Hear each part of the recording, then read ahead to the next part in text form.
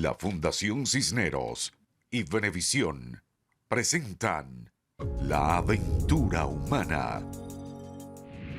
Bienvenidos a otra entrega de La Aventura Humana. Hoy indagaremos sobre un hecho que cambió la concepción que se tenía del mundo, el descubrimiento de América.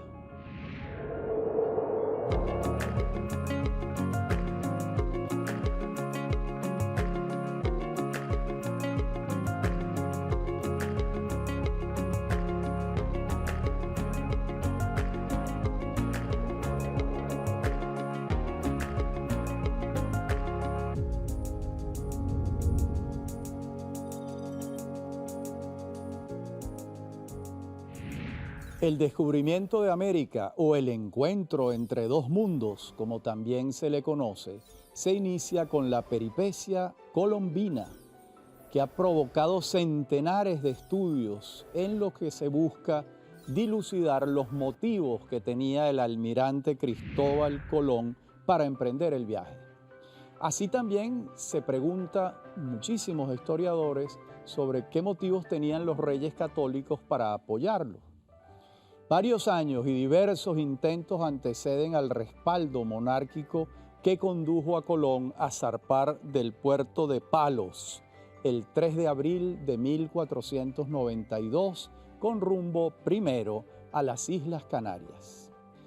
¿Por qué aquel genovés se empeñó en esta aventura? Es algo que solo puede responder la psicología y una biografía que revise el tema. En todo caso, no será la primera ni la última vez que las obsesiones de alguien modifiquen el curso de la historia, para bien o para mal. De La Gomera zarpó el 9 de septiembre del mismo año la expedición de las Tres Carabelas, presidida por la Santa María, de 34,10 metros, la Pinta, 17,80 metros, y la Niña, 17,10 metros. Continentes de una tripulación formada por 120 hombres, según los datos pormenorizados de Henri Vigneaux y su investigación Cristóbal Colón y la leyenda. La Santa María pertenecía al célebre cosmógrafo Juan de la Cosa, quien capitaneaba y llevaba a bordo al almirante Colón. La Pinta era conducida por el mayor de los hermanos Pinzón, Martín Alonso. La Niña la llevaba el menor de ellos, Vicente Yáñez. En este caso, Yáñez es nombre, no apellido. Y el tercer hermano, Francisco Martín, iba en la Pinta. La importancia de los hermanos Pinzón es notable, ya que al amotinarse la tripulación en contra de Colón, dada la navegación, la ausencia de tierra a la vista, a este no le quedó otro camino que aceptar las tesis de los hermanos, que era ir a Zipango, y ordenó variar el rumbo, lo que condujo por pura casualidad que se toparan con la pequeñísima isla de Watling, hoy las Bahamas, a la que Colón denominó San Salvador porque lo había salvado, y los aborígenes llamaban Guananí. Eso ocurrió el 12 de octubre de 1492. Y aunque la expedición era una, dos eran los propósitos. Colón buscaba llegar a Antilia y los Pinzón a Zipango, hoy en día Japón. Como vemos, dos socios comparten un proyecto con objetivos distintos. Nada excepcional en el curso de la historia universal. La capitulación, lo que equivale a decir el contrato firmado entre los reyes y Colón, el 17 de abril de 1492, fue el marco legal que dio pie a la aventura colombina y al más extraordinario ensanchamiento del mundo que haya experimentado la humanidad, justo en un momento epicéntrico de su historia. Tanto la reina Isabel 26 de noviembre de 1504, como Colón 20 de mayo de 1506, fallecieron en estas fechas que acabo de decir sin comprender totalmente la magnitud de las decisiones que habían tomado. En esta primera oportunidad, los reyes sufragaron la aventura, ya que era totalmente incierta. Pero a partir del hallazgo colombino, los que le siguieron corrieron por cuenta propia, con sus aventuras, con sus viajes, con sus peripecias. Naturalmente, después de firmadas capitulaciones con la corona, esto es importante decirlo, porque para autorizar el viaje, los reyes tenían que firmar una capitulación con el navegante autorizado. No cabe la menor duda de que durante el reinado de Isabel la Católica ocurrieron hechos de significación universal y de significación para su imperio. Se unificó el reino, se recuperó el espacio perdido durante 7 siglos ante los musulmanes y se descubrió un mundo nuevo. Bueno, nada más y nada menos.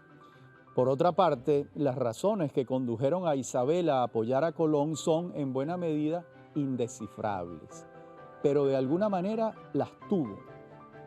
Sus intuiciones la condujeron a refrendar una aventura que cambió el curso de la historia. Será en el tercer viaje de Colón, 6 años después del primero, cuando toque tierra firme o tierra de gracia, como también se le designó. De aquel momento queda la carta del almirante Colón a los reyes, donde afirma que ha hallado el paraíso terrenal. ¿Por qué? Porque navegaba en un mar de agua salobre con corrientes adversas a su navegación, y esta situación le recordó el colmo de la pera del que emanaba el agua dulce, donde se creía residía el paraíso terrenal, según la mitología de su tiempo. Estaba, en el fondo, en la desembocadura del río Orinoco. En unas primeras comunicaciones, Colón aludió a haber descubierto un nuevo continente, pero después se retractó y aseguró que había estado en Asia. Lamentablemente cometió esa equivocación. La misiva, la carta de Colón, es de tal belleza y asombro que conviene referir algunos de sus párrafos. Voy a leerles algo. Dice Colón: en la tierra de gracia hallé temperancia suavísima, y las tierras y árboles muy verdes y tan hermosos como en abril en las huertas de Valencia. Y la gente de allí de muy linda estatura y blancos más que otros que haya visto en las Indias, y los cabellos muy largos y llanos, y gente muy astuta y de mayor ingenio, y no cobardes. Bueno, grandes indicios son estos del paraíso terrenal, porque el sitio es conforme a la opinión de estos santos y sanos teólogos, y asimismo las señales son muy conformes. Que yo jamás leí ni oí que tanta agua dulce fuese así dentro y vecina con la salada. Y si de allí el paraíso no sale, parece aún mayor maravilla, porque no creo que se sepa en el mundo de río tan grande y tan fondo. Este tercer viaje lo hizo Colón con 6 embarcaciones y la compañía de un hombre muy importante, Bartolomé de las Casas, quien para entonces estaba lejos de ordenarse como fraile. Llegó a Trinidad el 31 de julio de 1498. Estuvo en el Golfo de Paria entre el 4 y el 10 de agosto. Luego bajó hacia el Orinoco y finalmente subió hacia Cubagua, Margarita, Tobago y Grenada, para después dirigirse a su cuartel general en la isla de La Española, hoy en día República Dominicana.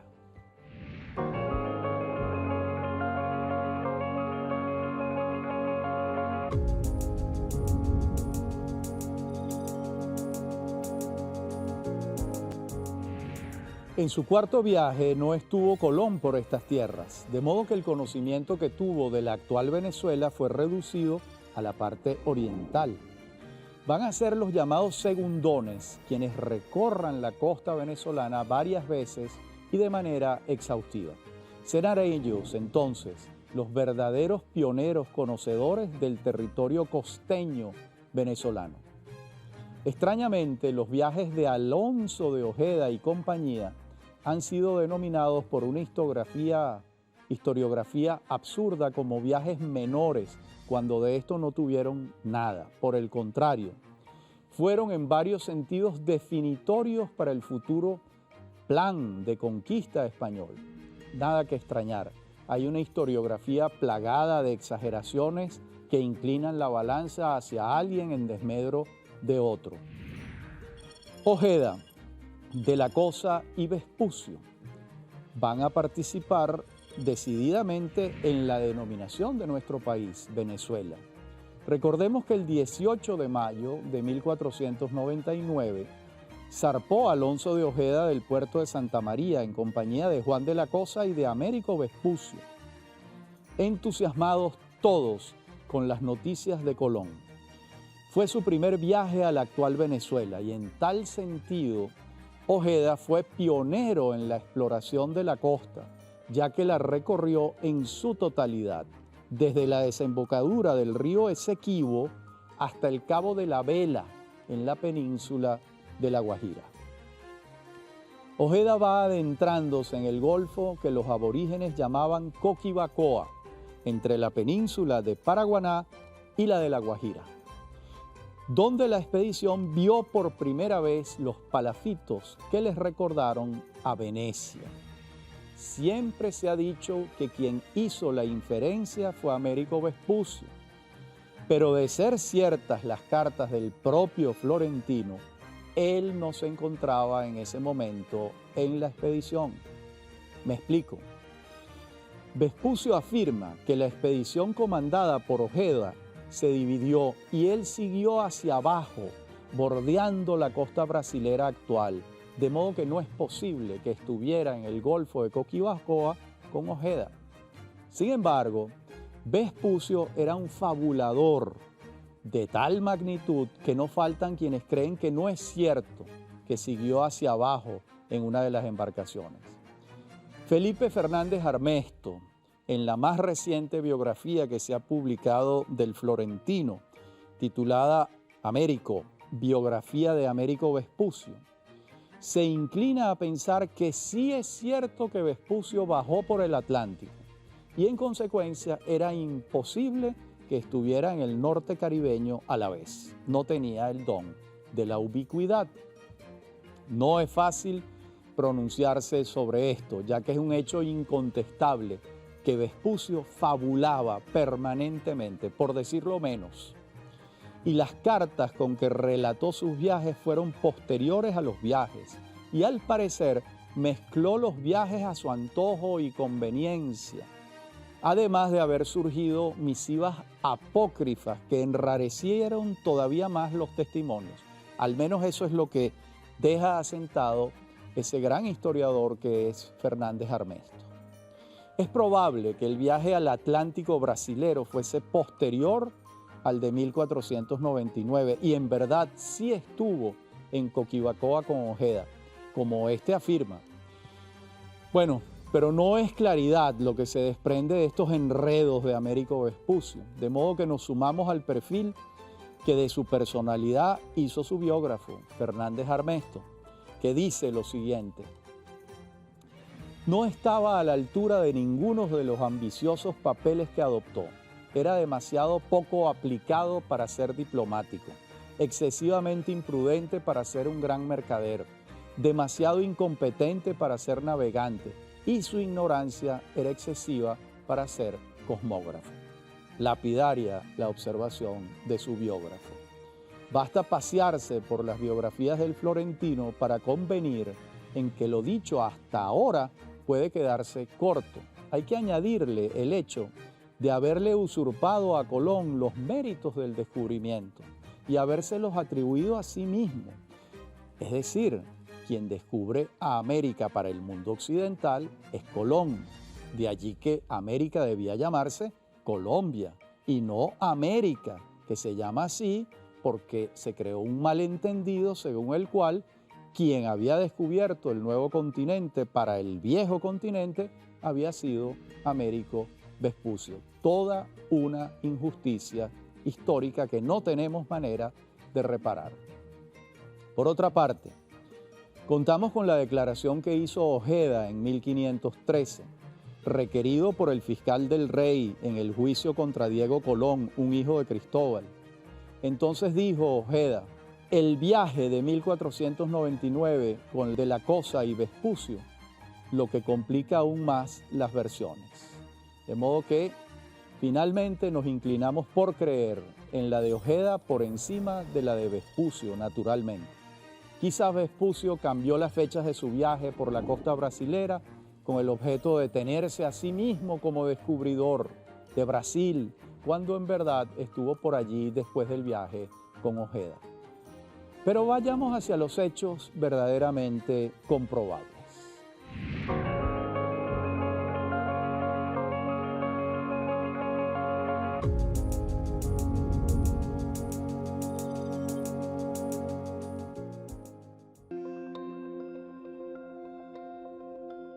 ¿De dónde deriva el nombre del continente americano?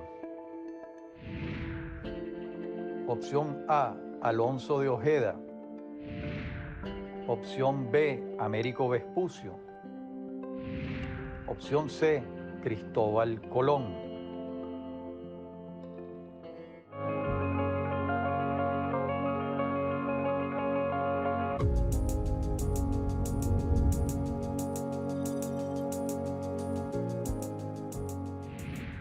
Lo comprobable es que la primera vez que se escribe el vocablo Venezuela para designar al Golfo de Coquibacoa es en el famoso mapa del año 1500, el planisferio, trazado y dibujado por Juan de la Cosa, un verdadero cartógrafo, a su regreso de la expedición con Ojeda. Este es el primer mapa de las costas americanas del que se tenga noticia.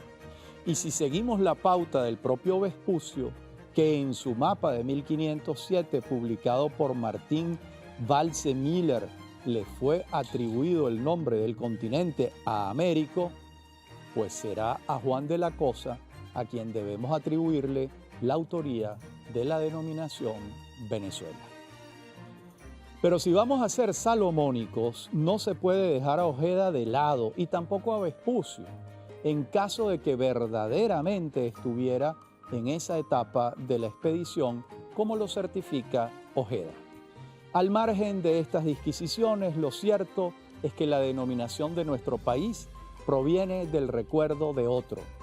Esto no es nada raro en América. Nueva York recuerda a York, Nueva Granada recuerda a Granada, Valencia recuerda a Valencia y un largo etcétera. Don Ángel Rosenblatt, uno de nuestros grandes filólogos, aclaró que el diminutivo de Venezuela no era despectivo, sino afectivo. En todo caso, no deja de ser paradójico, ya que el lago de Maracaibo es de grandes proporciones y la laguna de Venecia no. Con el pasar del tiempo, aquella primera visión lacustre de los expedicionarios ojedianos que designaba una porción del territorio solamente, se extendió a toda la geografía nacional. Primero como una provincia, luego como la Capitanía General y finalmente como la República de Venezuela.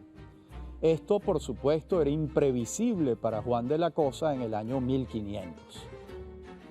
Cuando estampó la denominación en su mapa, no podía intuir la fortuna que correría el nombre.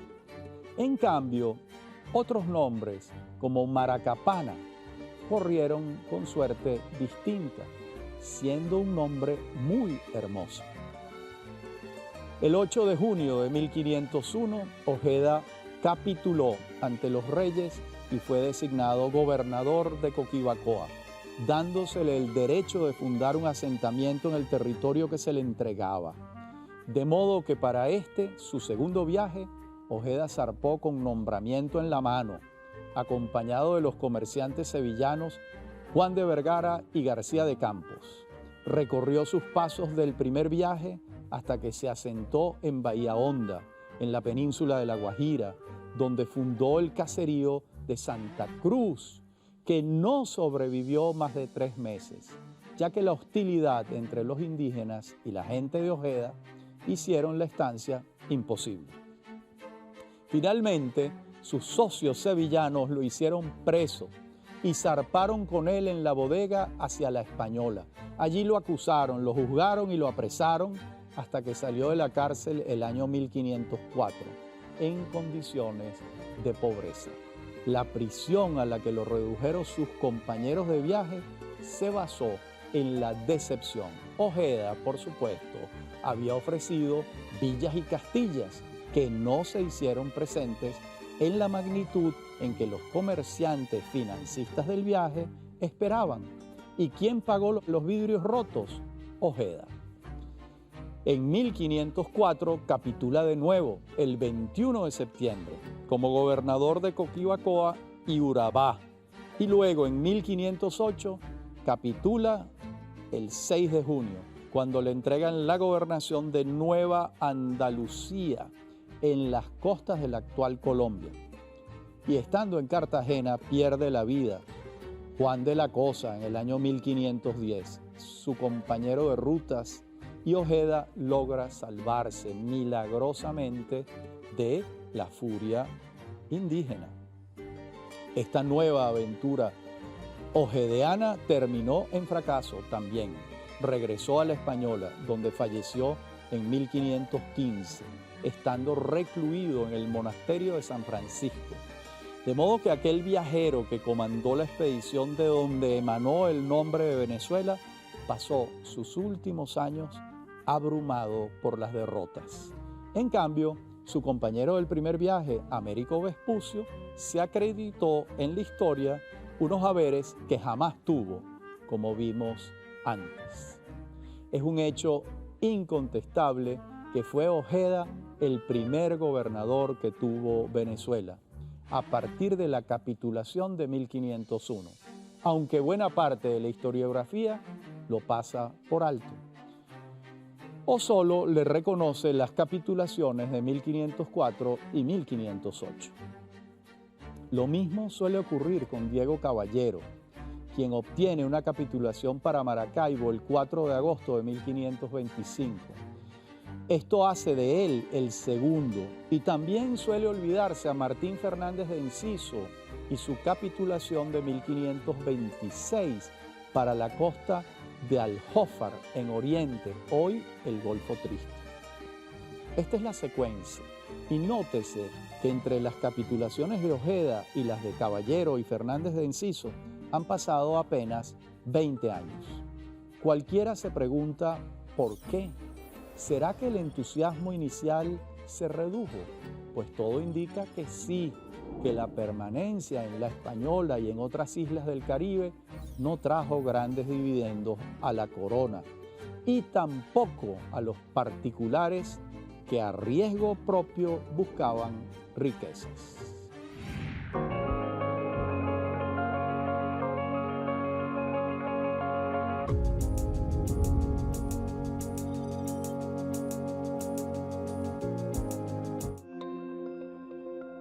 La opción correcta es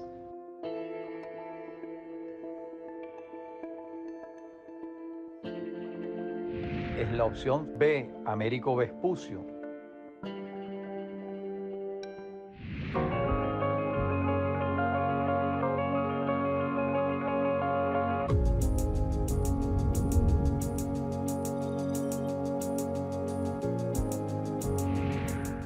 Los franciscanos y los dominicos se avecindaron en la costa oriental de la futura Venezuela, pero sus objetivos eran evangelizadores.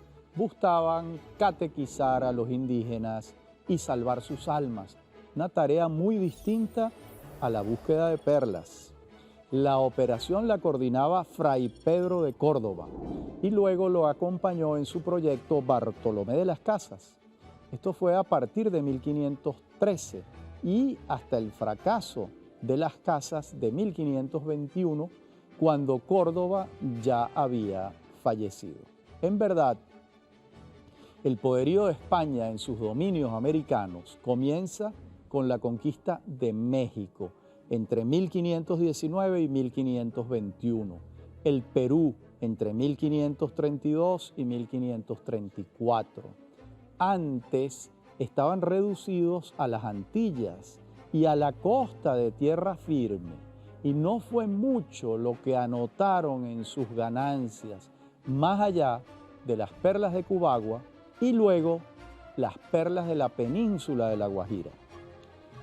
De modo que no se exagera si se afirma que el arco fundamental de la conquista continental se traza entre el desembarco de Hernán Cortés en México en 1519 y la fundación de Santiago de Chile en 1542. Antes, las posesiones eran exclusivamente insulares. Entre ambas fechas se suman la conquista de Perú y de México. Hay asentamientos en Panamá entre 1510 y 1519. Quito se funda en 1534, Bogotá en 1536 y las incursiones en el Río de la Plata y en Paraguay que hace Pedro de Mendoza entre 1535 y 1536. La singularidad venezolana en estos años va a estar dada por la capitulación con los alemanes, la Casa Welser, firmada por Carlos V, que le entrega el territorio de Venezuela a la Casa Alemana para saldar sus deudas con ella. Y según Gonzalo Fernández de Oviedo en su libro Sumario de la Natural Historia de las Indias, los primeros asentamientos en chozas en Venezuela datan de 1517. Antes solo se pudo pensar en una ciudad cuando se levantó la fortaleza de Cumaná en 1523, que permitía defender las fuentes de agua y la viabilidad de la urbe de Cubagua. Recordemos, estamos hablando de Cumaná como la primera ciudad en el continente, porque Cubagua es una isla. En las elegías de varones ilustres de Indias, Juan de Castellanos recoge la vida de la ciudad de Nueva Cádiz de Cubagua, sus faenas, ya que él vivió allí 3 años antes de mudarse a Tunja y Villa de Leyva, hoy en día en Colombia, a escribir su obra monumental de versos, recogiendo toda esta experiencia. Los intentos de evangelización de la costa oriental de Venezuela son concebidos, como veníamos diciendo, en la española, en particular por Fray Pedro de Córdoba, el superior de los dominicos, quien diseñó la evangelización pacífica, que fue la primera que adelantó España en América. Esto quiere decir que la llegada de los dominicos y los franciscanos a Oriente se hizo sin que mediara una ocupación armada, sino en son de paz. Antes los franciscanos habían estado en el Darién en 1509, pero no dentro del plan de evangelización pacífica implementado en Píritu en 1514 y en Santa Fe, muy cerca de Cumaná, en 1515. La obra evangelizadora llegó a prender durante varios años, al punto que los franciscanos tuvieron un colegio con 40 alumnos en proceso de formación. Pero recelos de los caciques por lo evidente que estaba ocurriendo, integrantes de sus tribus estaban siendo introducidos en otro universo de creencias, decidieron enfrentar militarmente la situación. Además, los asaltos esclavistas de los corsarios españoles de Santo Domingo terminaban pagándolos los frailes con sus vidas. De modo que aquí teníamos 2 proyectos, unos frailes evangelizando a los indígenas y unos españoles que no eran frailes esclavizándolos en Cubagua para que bucearan y extrajeran las perlas. De modo que eran 2 proyectos distintos que terminó llevando al traste con el proyecto de la evangelización.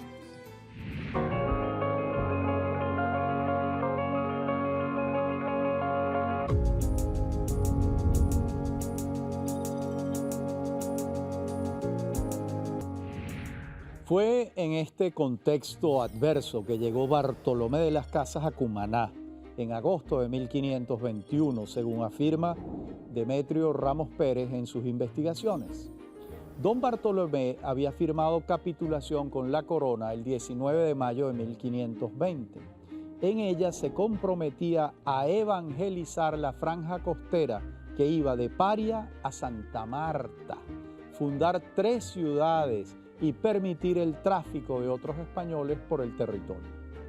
La capitulación comprende la libertad personal del indígena, de acuerdo con el proyecto de evangelización pacífica iniciado por Córdoba y continuado por De las Casas. No obstante, al llegar a la Española se entera de que los hechos bélicos protagonizados por los indígenas en resistencia frente a los desmanes de los españoles, y entonces comprende que la pacificación deberá ser acompañada por las armas. Desde Santo Domingo parte también Gonzalo de Ocampo al frente de un contingente de hombres que entran a sangre y fuego a reducir a los indígenas insurrectos. De nuevo las contradicciones. De las Casas buscando evangelizar pacíficamente y Ocampo sometiendo por las armas, instaurando el terror. No fue mucho lo que pudo hacer De las Casas en Cumaná en semejante contexto. Estuvo allí 5 meses y regresó a Santo Domingo estremecido y en silencio. Entonces ingresó en la Orden de los Dominicos en 1523 y permaneció en meditación silenciosa 4 años cuando comenzó a escribir su obra indispensable, Historia de las Indias. La vida del religioso es todo un acontecimiento histórico. Vivió 92 años, en esa época muchísimo, y logró escribir una obra de grandes proporciones e importancia. Se le considera con razón el adalid de los indígenas, a quienes consagró buena parte de sus esfuerzos intelectuales para defenderlos de los abusos esclavistas y del sometimiento guerrero. En este sentido, en 1542 le dirige a Carlos V un memorial intitulado Brevísima relación de la destrucción de las Indias. Ese texto ha pasado a la posteridad como una prueba irrefutable de los excesos cometidos por España en el proceso de conquista del territorio americano. Pero el texto lo escribe un español. Por supuesto, el horror relatado por De las Casas no fue lo único que hicieron los españoles en América. De hecho, que haya sido un fraile dominico sevillano el que defienda a los indígenas de la codicia de sus paisanos, habla muy bien en el fondo de la propia España. Más aún, a partir del memorial De las Casas, Carlos V cayó en cuenta de la situación y asumió el tema con interés y mandó a redactar las leyes nuevas, que por cierto no complacieron del todo a De las Casas. El punto culminante de las batallas conceptuales y éticas del dominico tuvo lugar cuando se reunió la llamada Junta de Valladolid entre 1550 y 1551 y ocurrió el famoso debate entre De las Casas y Juan Ginés de Sepúlveda.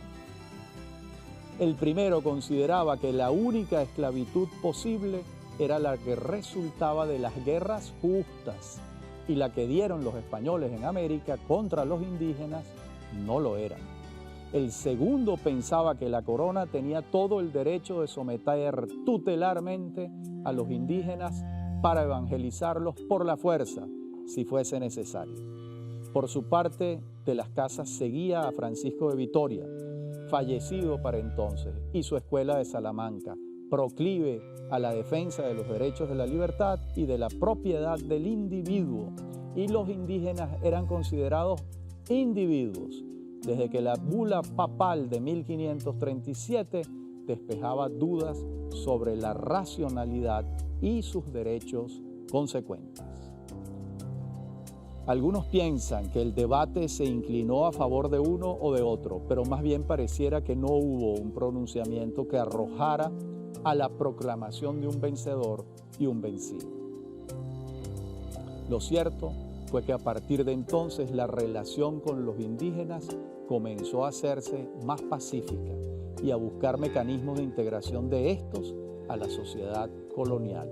Recordemos que para entonces los aztecas y los incas habían sido sometidos, de modo que a la corona le convenía alcanzar un estatuto de relación pacífica con los indígenas. De lo contrario, no contaría con muchos súbditos en América y tampoco una mano de obra que tributara a la corona.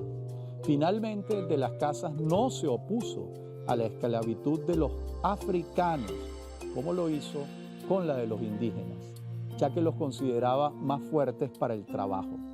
No obstante, al él constatar que los esclavos africanos morían por los excesos infringidos por sus amos, también se opuso a la esclavitud de los africanos. Sin duda, de las Casas es uno de los personajes paradigmáticos de este periodo y se comprende que se le tenga como un emblema de la defensa de los derechos humanos. Lo fue. Lo que no es cierto es que pueda decirse que la conquista y colonización se redujo a eso, un genocidio. Eso no es cierto totalmente. En este sentido, no exageramos al señalar que la brevísima relación de la destrucción de las Indias, si no es acompañada de otras consideraciones en la valoración, el sesgo con que se enjuicia la obra española en América es inexacto. De hecho, basta leer al mismo de las Casas en su Historia de las Indias para comprobarlo, y no deja de sorprender que un imperio considere los alegatos de un súbdito en contra de las prácticas esclavistas y convenga en sus argumentos. Esto es sorprendente. Y con esta historia de las Casas y este viaje que hemos hecho, hoy concluimos esta temporada de la aventura humana. Gracias por acompañarnos en cada recorrido y hasta una próxima oportunidad.